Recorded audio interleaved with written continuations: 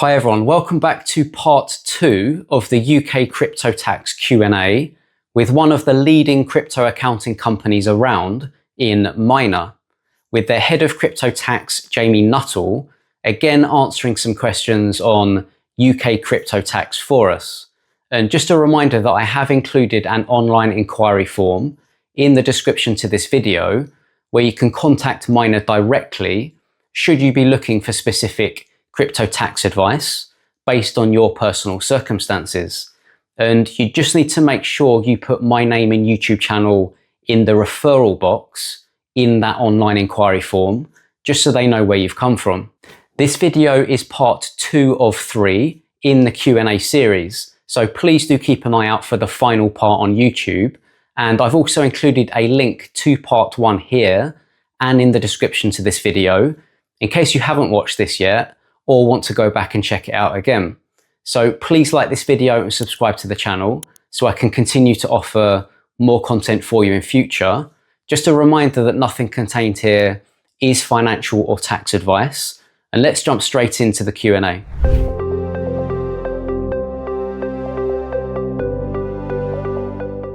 If we maybe touch on something which is a bit more complex then. Yeah. When we're talking about, because we talked before about 10%, 20% capital gains tax. Could you talk a bit about pooling? Yeah. So we've got pooling, same day rule, 30-day rule, that kind of stuff. So Section 104 pooling has been around for some time now, and it's all to do with assets of a similar nature, or assets who are in the same class. So you're talking about Google shares, for example, Apple shares, or in crypto terms, Ethereum or Ether, should I say, Bitcoin, whatever it might be. So what this means is, rather than what other countries have, which is like FIFO and LIFO, first in, first out, last in, last out, or rather what a lot of people still believe, what you cash out is relevant to your tax bill. None of that is correct. It's all about when you dispose of the assets. And in order to calculate your tax bills, you need to know the base costs to put against the proceeds when you dispose it to figure out the net gain. And the mechanism for the calculation of the base cost is exactly that. This is Section 104 pooling and the bed and breakfasting rules. So what that means is and this is for fungible assets only. We'll talk about NFTs another time, or maybe straight after this. But for fungible assets, so Bitcoin, Ether, etc., anything where you and I could own, say, 5 Cardano, for example, each, mix it into a little bag in the middle, separate it out again. We won't really know whose is who initially. It doesn't matter because they're exactly the same. So what this means is everything that you do purchase and sale on the same day is pulled together. So if you're trying to create a loss because you've held Floki for such a long time and it's gone down and like, I want to create a loss, but then you buy it back in the same day, that actually puts them together in the same sort of bucket. What this means is it would negate any gain or loss that you've created on the whole if you buy the exact same amount, let's say, and it happens to cost the same amount. There's going to be slight difference because the price fluctuates rapidly. Okay, so that's the first bracket. What's the second bracket? The second bracket is within 30 days. So everything is 1 day, everything is 30 days, and then after that is everything outside of that. So 9 months, whatever it might be. Now, this creates an issue where people tend to want to what we call tax loss harvest, for example. So you might have a massive loss that you're sitting on and go, right, if I sell this, I create this loss, fantastic. When can I buy it back, Jamie? Well, you can buy it back whenever you want. But if you buy it back within 30 days, it will link the 2 transactions. And assuming the markets don't go skyrocketing up or down, it's somewhat similar, it will negate the initial loss or even the gain in the situation. So what you want to do is wait after 30 days if you want to do this. Now, if you've disposed of something and you've created a big gain and you go, whoa, I've made a mistake here, I didn't quite realize, you've got 30 days to buy it back effectively to counteract that. So there's lots of tax planning, but it's effectively how we calculate the base costs on any sale. It gets extremely complicated. I wouldn't recommend anyone, including accountants, to do this manually. Always use software. This is the biggest sort of benefit for software, that they take care of this. And this is a big thing that most people don't understand. So hopefully it makes a little bit of sense. Now, just to slightly pivot to NFTs, non-fungible tokens. Now, if you think about what that means, it means that each individual token, so individual assets, can be specifically identified against the next one. So let's talk about, I'm not a football fan personally, but let's say you've got some football cards on the blockchain. You have a David Beckham one. This is how bad I don't know football. You've got a David Beckham one. I've got a David Beckham one. They look exactly the same. Their use is exactly the same. Their stats is exactly the same. Their price should be, might not be exactly the same. If we were to put them in this bucket, like we did with our Cardano earlier on, mix them around, separate them out, we can tell which one's which because there's a very distinctive hash reference to these assets. So what this means is you can't have the same thing where if I buy 5 Cardano on day 1 and then day 5 and day 28 or whatever it might be, we pull those assets together to get an average cost basis. With NFTs, if I were to buy your David Beckham one for £100 and I had mine that I bought for £50, you wouldn't average those base costs. Each NFT has its own base cost. Now, does this mean I can sell it and buy it back and crystallize a gain or a loss like we couldn't do with the other normal crypto assets? Maybe. There's a lot of accountants, good, high-profile accountants that I personally work alongside who say you do. I'm not entirely sure. I'm not completely sold on the fact that it is outside the scope of this 30-day rule. It is certainly outside the scope of the pooling mechanism with the base costs, but not necessarily the 30 days. It's a grey area, but I would look forward to HMRC patch clearing that up at some point specifically. But what I'm effectively potentially saying, because it's an important word there, is that you could sell the asset, crystallize a loss. So you bought it for £100 and now worth a tenner, sell your NFT and buy it back straight away. And you will have crystallized the loss and created a new base cost much lower. So in the future, you pay more taxes and you get to use your losses now. It doesn't have to necessarily be a sale to a random person. You can dispose of the asset. So I could give you the assets. If I genuinely lose what is known as beneficial ownership, that counts. And then, yeah, I won't say more because it then comes down to what the purpose of the action is, whether it could be overruled by HMRC, if you like. But gives you a flavor around this pooling mechanism, which, yeah, it's very complicated, but necessary to know for a lay person who is a retail investor. To overcome all of this, you've got 2 options: use software or get an accountant. Specifically, get an accountant that knows crypto. Well, yeah, thank you for that on NFTs. That's really useful. I just want to reiterate what you said about not cashing out, and that the capital gains tax event. So that it's the disposal. It's not when you cash out. Correct. Because a lot of people, I think, misunderstand that and think it's only when you cash out that the capital gains tax is due. I would get at least one lead or prospect a week saying, "Hey, Jamie, I've just realized it's not when you cash out. Can you help me?" So a lot of people believe you can do what you want on the crypto space. You can buy this, swap that, do this, sell that, maybe even sell to a stable coin and in and out again. And then it's only when you convert to fiat when it's taxable. Now, that is incorrect in the UK. In other countries, I think, can't remember where specifically, but that is the case in some countries, but it's not in the UK. It's all about the disposal. Now, let's be very clear with disposals. If I give you an asset, that is a disposal. If I sell an asset, that is a disposal. But did you guys know that if you swap an asset, that is a disposal? Because you're disposing of one asset and acquiring another. Still a disposal. And all of these create small taxable moments, and they might be gains, losses, bigger ones, little ones, and they all will eventually, if you do cash out to fiat, it will kind of be around about the same anyway. So it's all it is. If you think about it, it's not like you're paying more taxes. You're paying roughly the same amount. You just have lots of different pit stops building up to what would have been that one big tax sort of burden and liability. But yeah, very, very good question. Still a very common error and misconception. Yeah, no, definitely. And I think because people think it's almost like recycling your crypto because you're keeping it still within the crypto sphere, if you want to call it that. So you're just swapping crypto for crypto or trading crypto for crypto as you go, and it's still in crypto.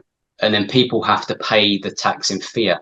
Absolutely, yeah. It's an understandable mindset, which is exactly why some countries do that.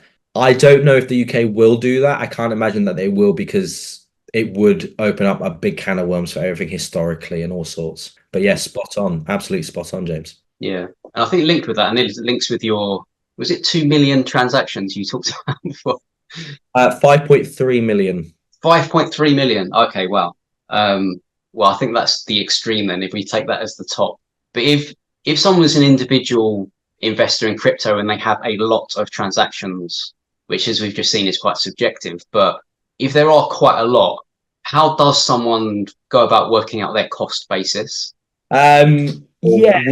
So the average transactions on an individual per year is about 2,000 from my experience. Again, please bear in mind, I only see my clients. I don't see those that don't report it or can't report it, whatever it might be.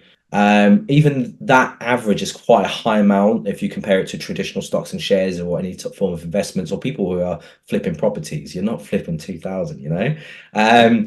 So how would you deal with that? You wouldn't deal with it individually. You wouldn't want to do it manually. You would want to use software. Now, there's plenty of software available that's appropriate for different individuals. To name a few, Koinly is one of them. Has a certain paywall eventually, which is quite helpful and is somewhat affordable. Recap, which is a UK-based software provider for all things crypto. Again, you can probably pick up the phone and get hold of someone a lot easier than somewhere else. The limitations on that compared to, say, Koinly, for example, is that there's less chains in case you want to use API integration.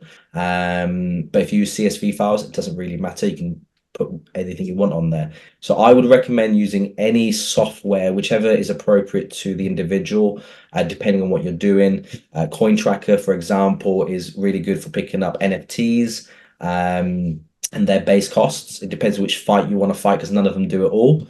And once you get your data in there and all the data is accurate or somewhat accurate, it will deal with this pooling mechanism and everything for you. So you don't even need to worry about it. Use software and you don't need to worry about it too much because you are paying for it to do that for you. Yes, absolutely check, but it should deal with it in its absolute, especially if you got the settings correct. Yeah, I've done a video on Koinly before. I know there's someone who you work with and you use as well. And I may do another video with another one of those that you mentioned previously. Some people find it a little tricky, should I say? So we'll just call it an automated crypto tax piece of software. Some people, if they've got a lot of transactions, find it quite difficult when it's picking up anomalies. And that's, I think, where you would come in and be able to help. Is that right? Yeah, so I think with the anomalies being picked up, it's exactly why you're using software. The fact that it's picking up things that you wouldn't have normally is fantastic. And some accountants who deal with crypto, in fact, most of the accountants that deal with crypto would want you to reconcile this for yourself, give them the figures, they advise you on what to pay taxes on, etc. We take it a step further and actually look at what's going on within the software and do the bookkeeping. So what that means is you don't need to do that yourself and you've got extra eyes on it. Yes, it's more expensive, but the average person in the crypto space is not a bookkeeper. You're just not. You might be able to do it, but you haven't had the multiple years of experience from working in the industry. And that's exactly where we would come into play and deal with those anomalies that you mentioned there, James. But it's so much more. It's making sure that your base costs are pulling through correctly, trying to plug in gaps where the API feed doesn't quite work. Now, people believe that API keys are absolute. They're not. In a lot of cases, they're missing data. We will plug those gaps in. We'll ask questions to make sure that certain tax treatments are appropriate. And it's so much more than dealing with the anomalies, but certainly dealing with those in hopefully its entirety, which yourself and anyone else that needs to could do it on your own, as it is a self-assessment and it's part of the bookkeeping, but you might not want to. Depends on your situation.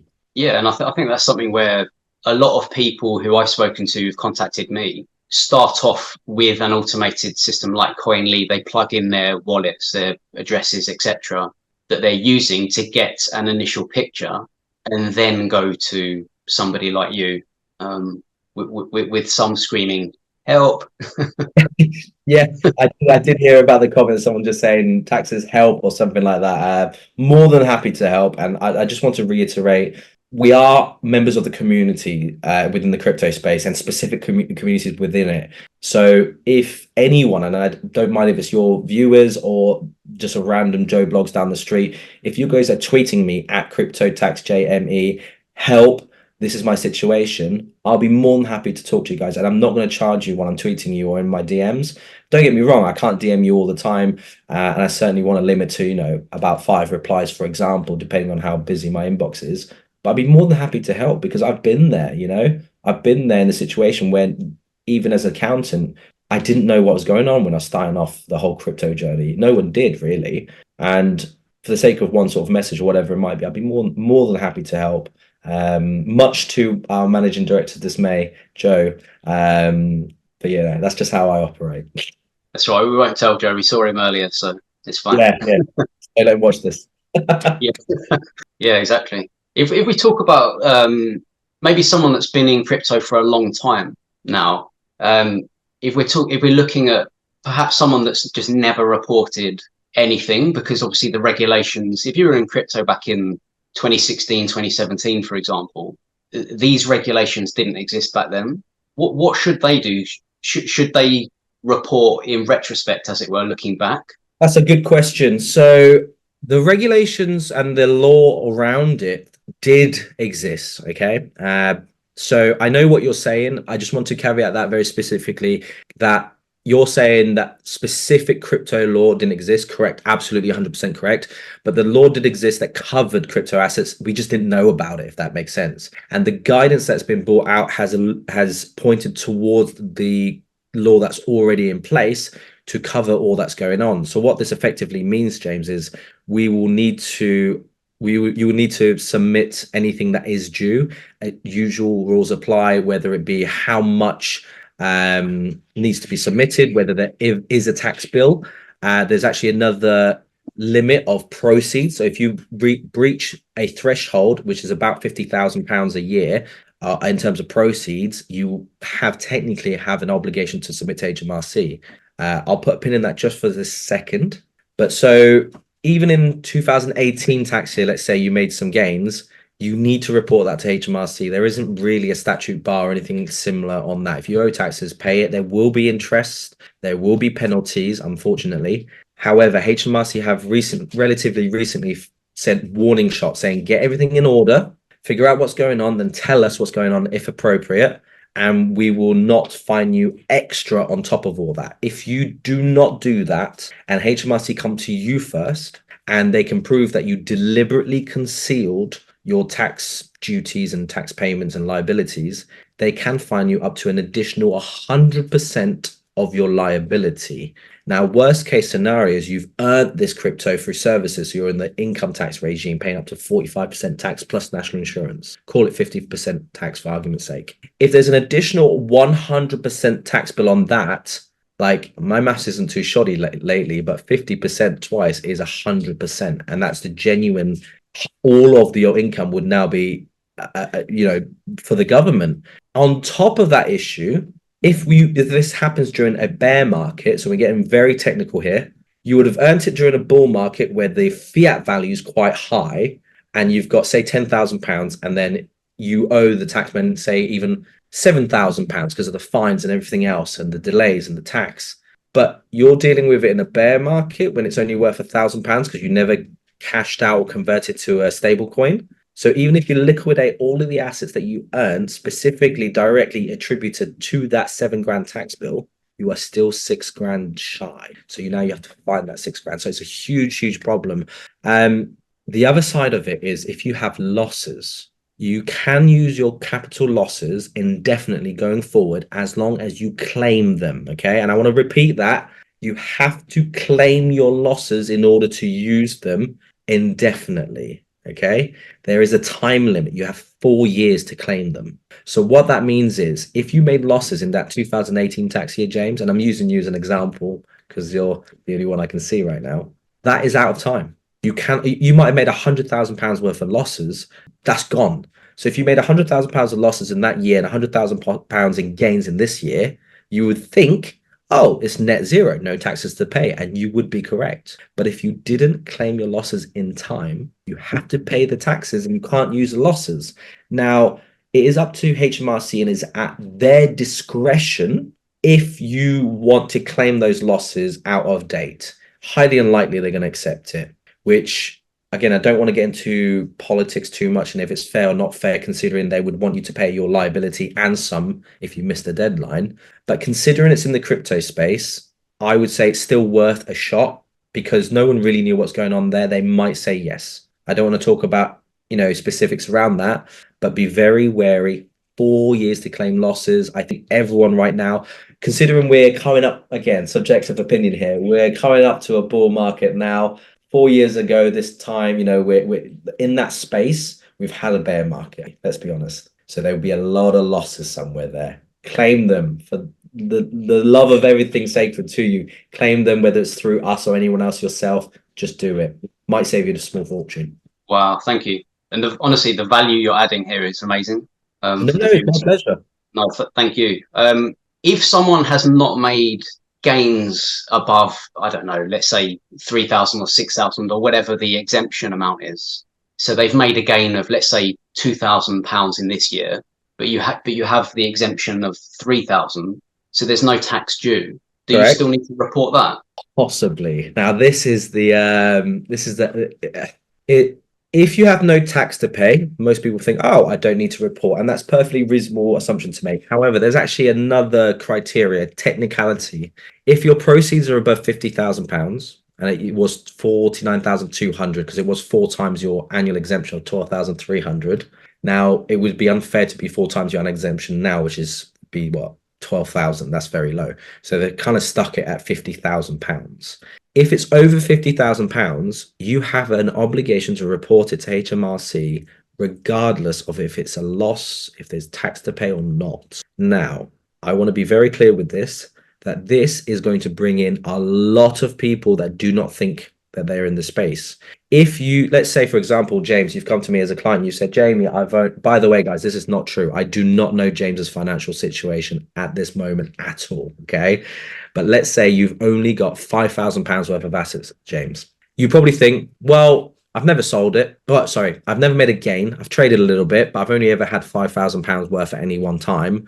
My gains are going to be minimal, if anything. I don't have anything to pay. Perfectly reasonable assumption to make. However, let me put this idea towards you, okay? The proceeds threshold is about how much you dispose of an asset for, ignoring the cost. So when calculating the tax, it's proceeds, how much you sell it for, less costs, how much you bought it for, normally, equals the net gain, which is then subject to tax, and you get your exemption, etc. So that proceeds is without the cost. So if you have that £5,000 assets, call it Ethereum, and you say, Jamie, I would like to buy £5,000 worth of Bitcoin, please.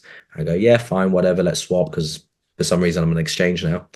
And you dispose of £5,000 of Ethereum and gain £5,000 of Bitcoin. There's no tax there because you bought it for £5,000, but you've just disposed £5,000 worth. That's your proceeds. Your cost is also 5,000, so there's no tax, but your proceeds, 5,000.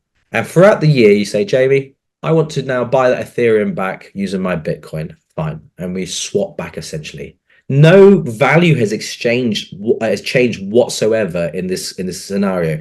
The markets are completely flat. It's stagnant. If you do that 10 times, your proceeds are 50,000. And that's assuming you have 10 transactions a year where you dispose of an asset for an average cost of £5,000, you have breached that threshold. Remember when I said the average transactions is 2,000 a year? If we assume even half of those, which is a very low estimate, is a disposal, that means for every transaction needs an average disposal proceeds of £50 in order to breach that threshold. If you bought Ethereum bought once for £50,000 and swapped it once to Cardano, to whatever it might be, that threshold's already breached. So there's probably a lot of listeners now going, that's likely me. Well, check it out. Get onto one of the softwares, put all your data in. You might have to pay for the software to get that information because it's important information, but look for the proceeds. And if it's over, I would highly recommend you start looking into it as soon as possible, because it might not just be this year. Yeah. Oh, thank you. That's really interesting. So that ends this particular video on UK crypto tax regulations, and hopefully that's helped. But do look out for the other 2 videos where I ask Jamie some more questions. It certainly is a bit of a minefield and quite stressful if you've made quite a lot of transactions over a period of time. So having someone there who's qualified, experienced, and knowledgeable in the field can save you a lot of time. And I'd like to just thank Jamie and Joe for giving up their time and sharing their expertise here. And if you are interested in getting specific crypto tax advice with Myna, then you can contact them directly using the link in the description to this video, which will take you to an online inquiry form. And you just need to add my name and YouTube channel in the referrer box, just so they know where you came from. And a great starting point is also Koinly, the automated crypto tax software that I did a video on in my channel also. And there's a link to sign up for a free Koinly account in the description to this video here also. If you have any other questions about crypto tax at all, please do add them in the comments to this video, and we'll do our best to answer them in another video in future. And if you are interested in more of a tailored approach to your crypto education, and you think you'd benefit from having someone look over your shoulder and guide you on your journey, I do offer one-to-one coaching to those who have the desire and the means to educate themselves further. And there are links in the description where you can message me and book in a free video call to see if we'd be a good fit. And if you found this content interesting, please do like the video and subscribe to the channel, as it really does help. And have a great day.